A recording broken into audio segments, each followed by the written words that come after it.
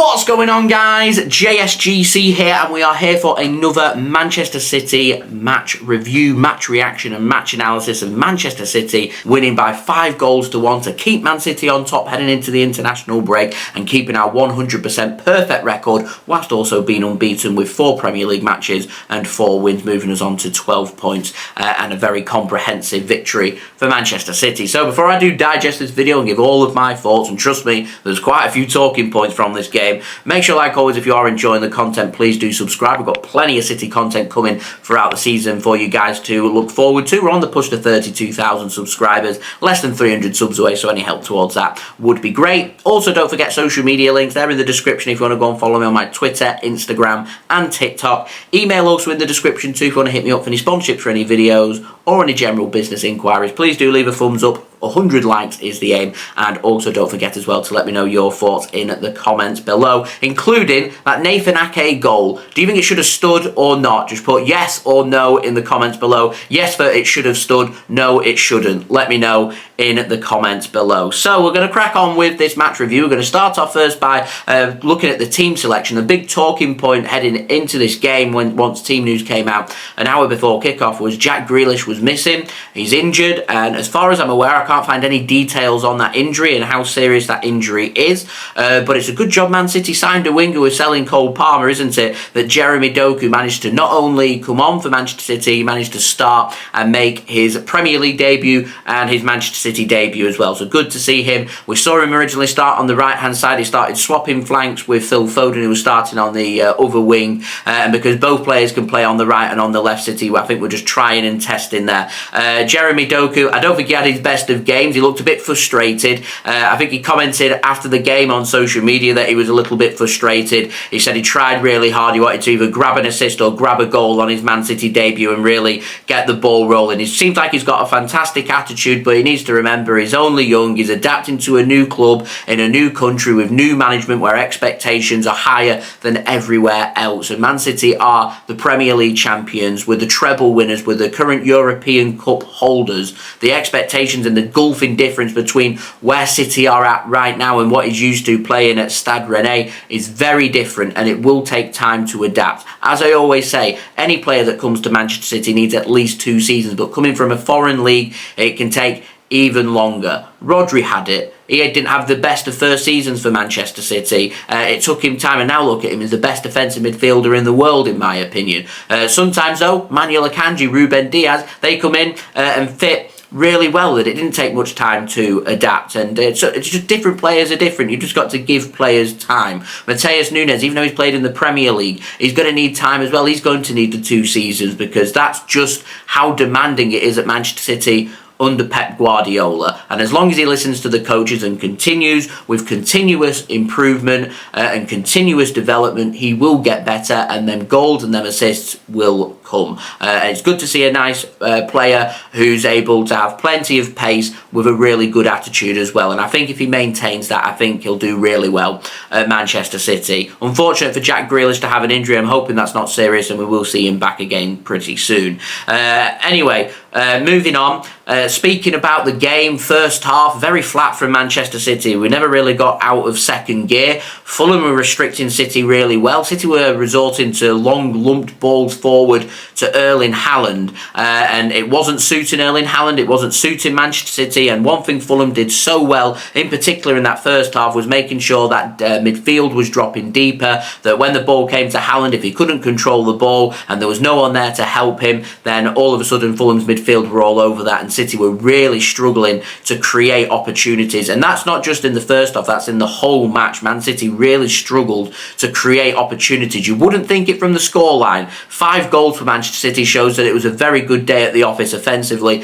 I don't think it was. City in the whole game had just 7 shots. I'm used to City having more than double that amount of shots. It's just when Man City's opportunities have presented themselves, they've been incredibly clinical and maybe had a little bit of luck on their side for 1 or 2 of the goals as well.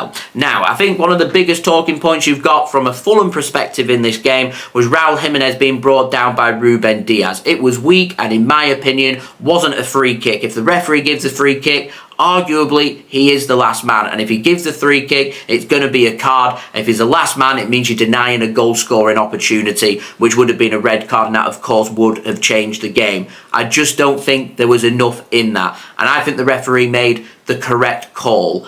But later in the second half, Man City got a penalty. For me, there was a coming together of the legs between Julian Alvarez and the advancing Fulham defender. And in my opinion, there's contact, but there was contact between Dias and Raul Jimenez. I don't think there was enough in it for it to be a free kick. And if I'm going to say that, then I have to be fair on the penalty and say I also don't think there was enough in that Julian Alvarez challenge for a penalty to be given to Manchester City. I think if the referee's going to give a penalty to Man City there, I think that Fulham should have had a free kick on Raul Jimenez, and potentially that could have been a red card, and that would have been a game changer, which I think at the time had really angered Fulham, and it got to a boiling point at the end of that first half. But before I speak about that, Erling Haaland had a shot 31 minutes in. It looked like a shot to me. He never looks up. He drags his left foot across it. It looks like he's trying to go across the keeper, and he gets it wrong. Thankfully, Julian Alvarez reads it really well, and that showcases when you're not playing as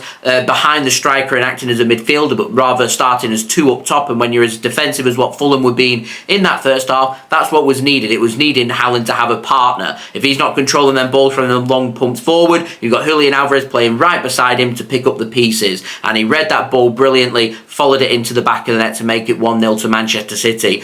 Just before that, Phil Foden played a wonderful ball across the 6-yard box. Nobody read it and no one was there. There was no tapping. Second time, there was. Well taken from Alvarez. Legit goal. 1-0 Manchester City. And I said on my match vlog that I did at the Etihad yesterday, sometimes you're most vulnerable when you first score. And I think Man City were happy to get that first goal. When you get that first goal, you want to be pushing to get that killer second goal, that 2-goal cushion, because that near enough wraps things up 99 times out of 100 when it comes to Manchester City. And Fulham dug deep. They didn't create very much in that first half or in the game, but set pieces look like their most likely outlet, and they put a good ball into the box, not read by Manchester City. Nathan Ake doesn't read it at the far post. Tim Ream does, and he taps in for Fulham to find an equaliser just 2 minutes after Man City had been a bit lacklustre but found that opening goal. And then Manchester City's turn to get a goal from a set piece. Why Nathan Ake's got a free header in the penalty area is beyond me. Poor defending from Fulham. Brilliant header from Nathan Ake. Leno reacts very late and he can't get down there. There wasn't a tremendous amount of pace on that header from Nathan Ake. It was just accurate and in the bottom corner. But I think Leno should save that. And I think Leno does save that if Manuel Akanji isn't there. He hesitates. I've got a really good angle on my vlog. He hesitates. And because he hesitates, he doesn't know if Akanji is going to control that ball and send the keeper the wrong way and have a tap in. He doesn't know if Akanji is going to get a flick on or what he's going to do. So he holds his position and he doesn't commit. And because he doesn't commit, it's too late and it goes into the back of the net. Now Akanji was offside and he was interfering with play and it is offside. However, go to Sheffield United away last week for Manchester City. Sheffield United had a good goal. Ederson reacts late to a shot and doesn't save it because Ollie McBurney is in the way, who could put a deflection onto it and send the keeper the wrong way.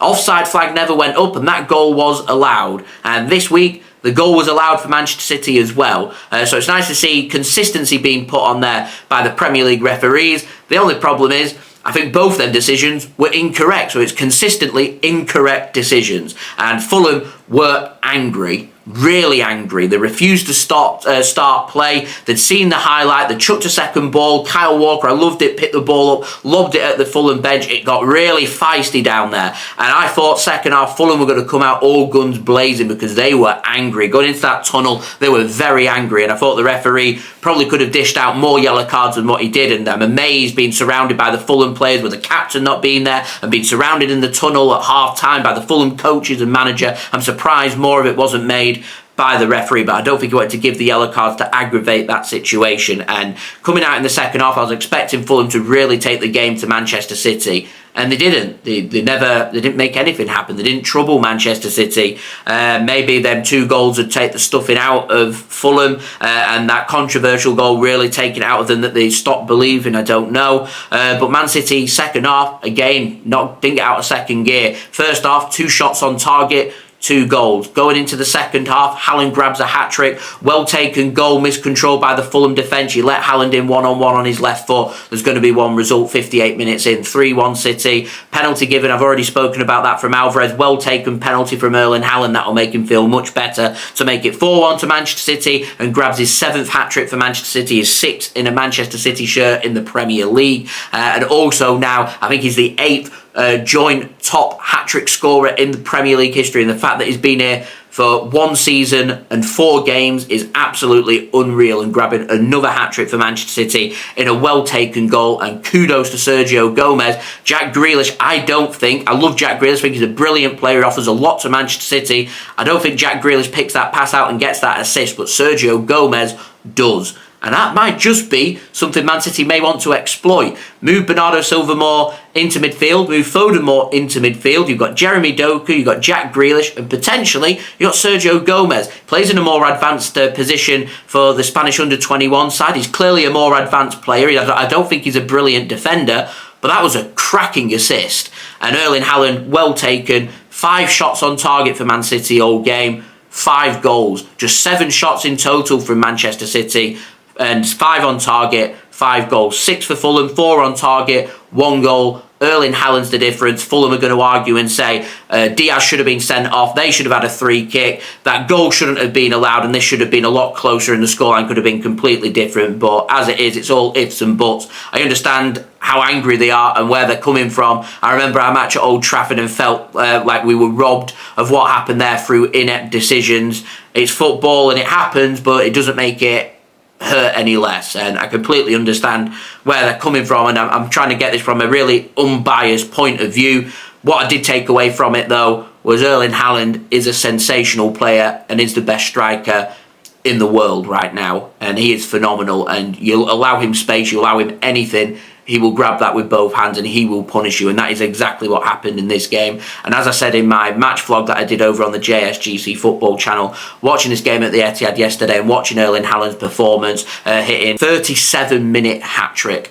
and that's what Erling Haaland can do. He is a phenomenal player, and it was a pleasure to watch him in action and watch him score another Manchester City hat-trick. And ironically, I get to a few games at the Etihad, every time I seem to go, City either drop points or Erling Haaland scores a hat-trick and there's plenty of goals. It doesn't seem like there's any in between, and what I saw yesterday from Erling Haaland is right up there with some of the most clinical attacking play that I've ever seen, and I've had the pleasure of watching some brilliant strikers, including Sergio Aguero, club legend of course, at Manchester City. So there we go, they're my thoughts. Do let me know your thoughts in the comments below.